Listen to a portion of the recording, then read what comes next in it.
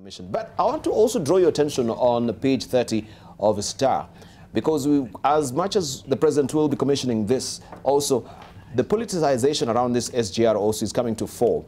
And there will be showdown, or someone has vowed, this is a governor of Mombasa, he's vowing that there shall be a showdown today as Joho vows to storm Uhuru's SGR. Remember when we had previously also in Mombasa, where we had the Congo market where the president was about to launch, and there was a scuffle between President Uhuru Kenyatta and also the governor of Nairobi. He says cost kingpin accuses Jubilee administration of inflating the cost of a Vision 2030 flagship project on benefit cartels. He says, quote unquote, I tell off Kenyatta to his face during the flagging off. And just tucked away, this was, says, another ugly encounter looms in Mombasa today after Governor Hassan Joho said he will get crushed the launch of a standard gauge railway by President Uhuru Kenyatta. The launch of a flagship project will kick off Uhuru's presidential re-election campaign in the perceived opposition stronghold of the coast. And the story goes on and on page 30 of the Star today. So, sort of a deja vu that we are back here. Maybe there shall be an altercation, maybe not. I know the security also personnel on the ground as well. But shouldn't the president and the governor in Mombasa be seeing eye to eye, of course, for the benefit of this country? What do you think, Professor Nomidamba? Debarl, Governor Joho is elected by the people of Mombasa as their governor. President Uhuru Kenyatta is elected by people of Kenya as our president. There is absolutely no reason why those two people cannot come together on an important day for an important project like this. This is what we must work on, all politicians and all leaders in this country. And Wanjiku must see these people, irrespective of their political alienation, that there is a core focus on the need of Kenya. Yes. And that's what really needs to happen. All right, Captain Onderi, this development, what is your take? But no, let's just go to Captain Wirunga before we come to you. I think he's been fairly quiet. I think I want to concur with Professor. You know, we must realize that this constitution gives us two levels of government. And the people who elected the governors along this route, for example, elected them because they thought they will serve them well. We also elected the president because we believed he'll serve this country. And therefore, this idea of every time having frictions and not working with the governors together, while I don't want to enter into political sphere, yes, I think it is just incumbent upon the president to know that he's the president of the Republic of Kenya, but there are also governors in those areas that he's going. Yes. And it's just courteous that when you're doing this thing in Mombasa, we don't have to wait to see Joho storming the place. You don't have to talk, you don't have to speak, you don't have to like each other. But these are political state offices that are created by the Constitution, and therefore it is just good that when he's in Mombasa, Joho should be on the ground. When they come to Mutitwandei, I don't know who is the governor there. The governor should be either on the train with the president or actually receiving the president in Mutitwandei. And along the way, Voi, so that we give the impression of this, of Wanjiku and ourselves, that actually this is a national project that is going to serve all of us from a national perspective. That is my little advice to what is happening in this country. And I think it just makes good sense for us to be seen to be, when we are touching this kind of projects, Kenyans should see it as a national project. And that's why initially when I was saying, if the government does not sell this project to be seen like a national project, then the people will be looking at it from that as aspect of being a political party project, and therefore it doesn't augur well for this country. Even as we speak, this governor should be around there so that they are seen to be part of this national project. That's my view. Oh, so from the beginning, when we saw that particular altercation where the president was opening, I think, Madaraka Market, and Governor Joho, he was prevented to actually attend that particular occasion. From the optics and the perception from that, especially from the executive, is really wanting, because it's really embroiling us in this juvenile politics that we don't want to be, associated with. I mean, if they have their own issues, then they should sort out their own issues instead of actually bringing along the Wananchis or the Wananchi into all this juvenile politics, as we're calling it. Dr. Mustafa. Yeah, it is, Debarl. I concur with my two colleagues, Simiyu and Professor Midamba. It is juvenile politics, and it serves this country nothing. And I don't have comments, Debarl, on this kind of politics. So you don't want to be associated with the juvenile politics, even on comments as well? Politics. The problem, the challenge is, even as we go to vote, in other countries, developed countries that understand democracy, it's not just the heads that are going to vote, it's what is inside those heads. But we have so much, what is inside the head. We can as well do this Sinovet thing here. We could as well just do a tribal census, and then we know who's going to be the president. All right. Let's hear from Dr. Apollos. My problem with Governor Joho is that he is a person who is a juvenile, delinquent, because if he goes to this lounge, he will start telling Uhuru on his face, you are not the one who did the Kibaki, so why coming? So that kind of talk to a president of a republic is very rude. So for me, I personally find Hassan Joho very rude. And that is why maybe the state handlers think that he is going to spoil the occasion. I have just seen that the Standard Gauge Railway will transverse the opposition zones. Mombasa, Kibwezi, Voi, Machakos, Nairobi. So it is just as well that the governors are not invited, because they may bring problems. I think, but following the proper channel, I think the protocol. I'm good to see Apollos make such a statement. He would make a very good politician. How will you categorize? Will that be juvenile politics? He would make a very good politician, bellicose language. However, I think there is something, and Dr. Mustafa has mentioned it. The state protocol officers. Yes. They are the issue here. The vertical distribution of power in this country is a reality in the Constitution. Devolution. It is in fact the hallmark of our Constitution, that we have devolved governments. I have heard the president many times say that one of his greatest successes is ushering in devolution. Then how do you then show and demonstrate to people that you believe in it, that the soft part of it? Then you tell your protocol officers, and I don't know who is the chief of protocol now in the current regime, but I think that is a person who is a total failure. I will not focus on the politics, because there is the politics. We have got bad manners in our politics. But you as a state officer cannot descend to that level. You must behave in a manner that displays hygiene in our politics. As Professor Midamba has said, this is a national project. This is a national pride day for the Republic of Kenya, becoming the 5th country in Africa, for God's sake, to launch such a project. And we have people engaging in political bad manners. We have state officers. These civil servants forget that they are supposed to outlast the regime. Engaging this. Governor Joho, Governor Murutu, Governor Mvuria, Governor Kibwana, Governor Mutua, Governor Kidero should be invited as state protocol, because devolution is not a wish. It is part of the Constitution. The vertical distribution of power, we voted for it in 2010. We must live it. And it is upon the civil servants to live it. Yes. All right. Professor, the other day, you watch Trump at Memorial Day.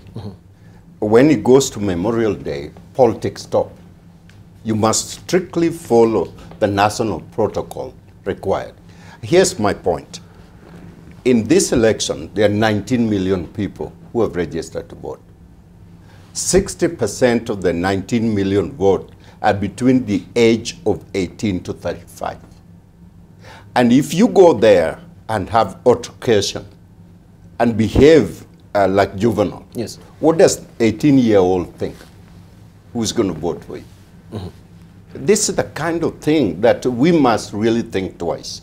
Do we want to be leaders, or do we want to go out and wrestle each other and see who's the strongest? Then, you know, one has to choose. One has to choose. One has to choose.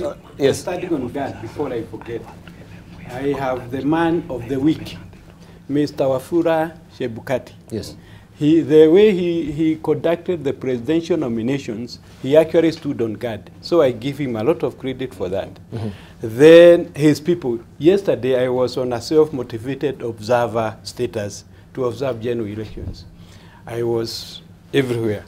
The best place I went yesterday was Laikipia. So the county returning officer for Laikipia and the deputy are doing a very good job, being Laikipia being a, you know, that kind of Laikipia with all the conflicts and the differences they have. So Chebukati, I think we are people on the ground. If they continue behaving that way, then we shall have national security. All right. And the way he behaved, his demeanor as the chairman of IEBC, you know, he is good, and I think the commission is doing well. But yesterday, they only have one server. All the networks for the whole country went down. You know, they couldn't process the things with their computer. So I was wondering, when it comes to 8th August, and you only have one server, and then you say we are digital, that is why NASA will complain. So I would like... And we still have issues also with the ICT, you know, management there. They should be up to speed, because... Thank you. But I think you've gone really off the rails. Yeah? Can we get back to the rails a bit? Yeah, okay, I just didn't forget that. Back to the rails, to the standard gauge railway. But you can see the standard gauge railway, if you saw the people being interviewed there in Mombasa, everybody is saying, I want this line to come to Kinago for my potatoes. I want it to come to Kisii for my cabbages. So you see, Kenyans want the railway to spread over.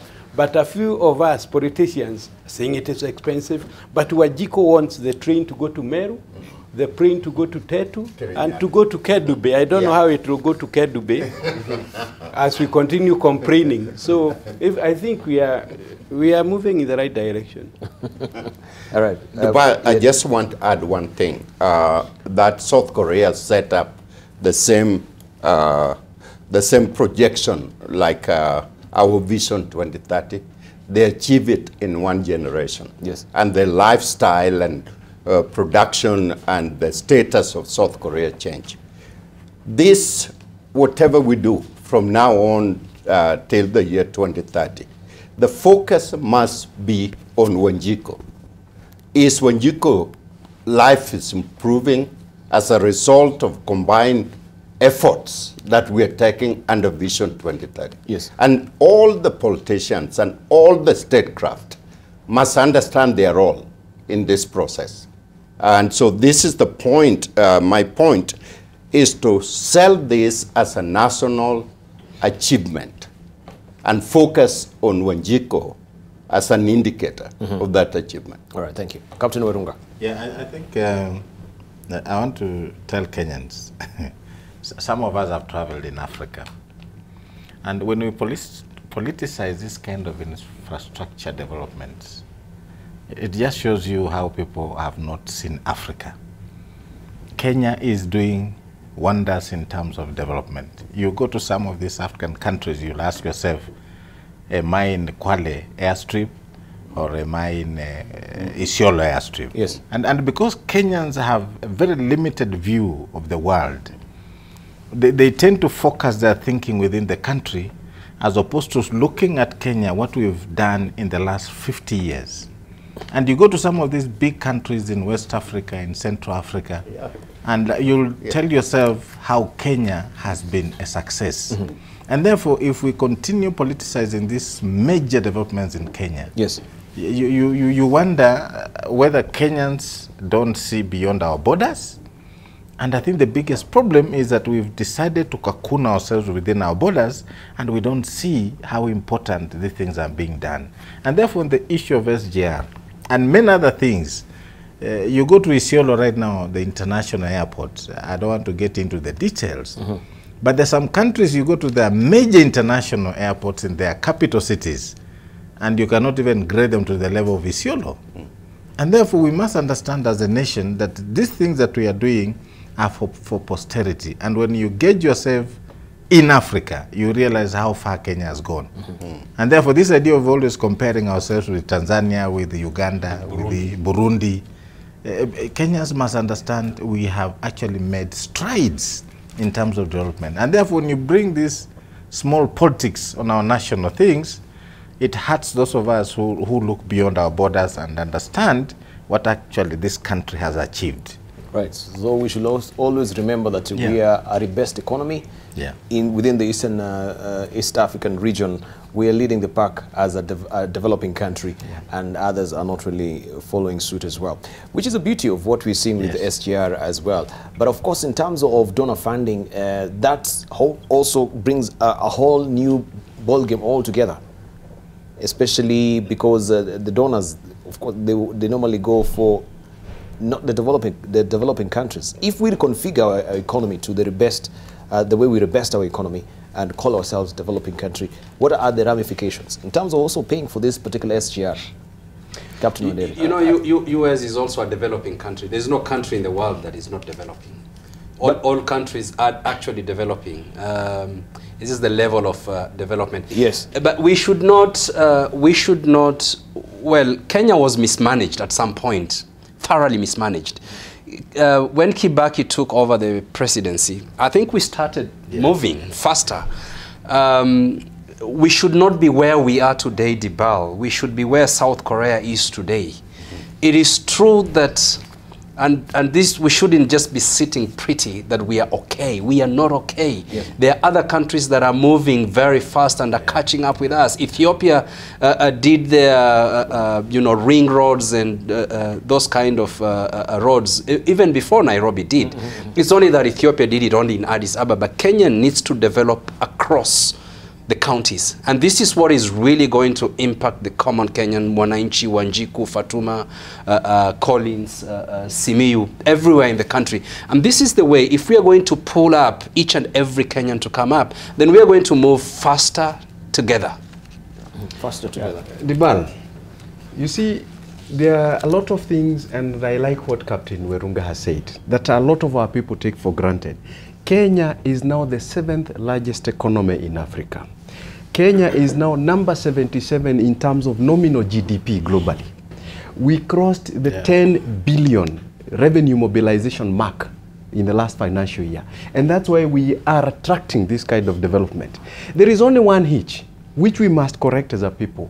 We must begin to be positive and optimist about our country. But then we must also focus on the way we are doing things. I like the examples they have used. Ethiopia.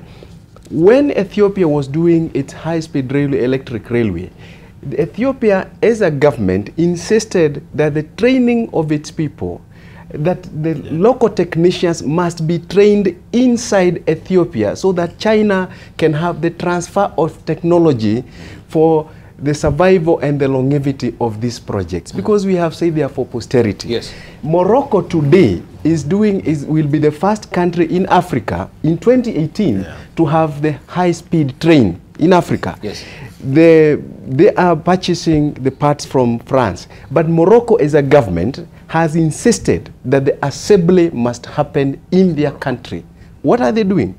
They are then making sure that their own people get the technology, that this project, they can maintain it because they have the knowledge. What do we do with our SGR? We are training our train drivers using Chinese. I was reading, they have to talk Chinese. Yes, Mandarin. Mandarin. Yeah. Why? Because we have planners. I'm not an economist, but I know there are people who are planning and they are economists. There are people in the Kenya Railways who are planners. How are you going to have maintenance if our own people were not trained locally? We have our polytechnics. You should have insisted And that is why this mega project must also come with proper transfer of technology. That is what we are missing. And that is why we are doing very big roads and big projects and they are falling apart. Sustainability is very key, because also we've not been told of any workshops of where they are actually going to be servicing these particular locomotives and the engine. If they fail, will we take, or maybe would we take back, you know, the mechanics to China, or the engine, will import to come to the country? What about the spare parts? The sustainability of it, that we've not been given in the plan. Yes. Another thing that we have not been told is the fact that this particular standard gauge railway and the locomotives, another phase is that the government were looking for 40 billion shillings, because we understand that it is supposed to be dual, using the I don't know if there's a diesel and also electricity. So they were looking for 40 billion shillings in addition to what we had been stashed, so that in the near future that will be electrified as well. Debarl, there is all over Africa, whether you go in Congo where there's been a fight, whether you go here in Ogaden Desert in Somalia, the caucuses of this machine that these two captains, they've been fighters, these two people. They're trained warriors. But the issue machine you use, you need to know how it works. You need to have the ability to maintain it. Otherwise, it's dropped out there. Nobody's touching it. And the issue is, and what Captain Wanderi in terms of support, what he's saying, unless we transfer this technology to our people, what are we going to have?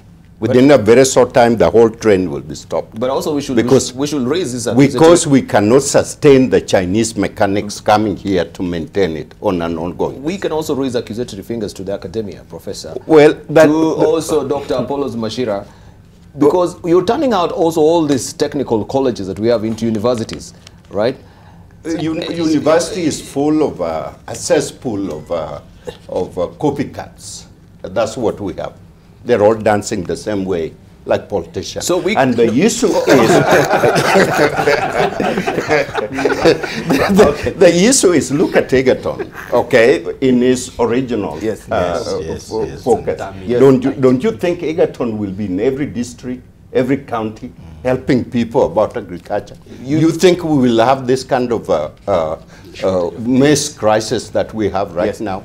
And what about Mombasa Polytechnic? What about Nairobi Polytechnic? Yeah, what is going to happen? Yeah, we shouldn't be talking about food security when Egerton should be here telling us, or, you know, liaising with the government to try and give a map out on how we can make Kenya a secure country when it comes to food as well. Yeah.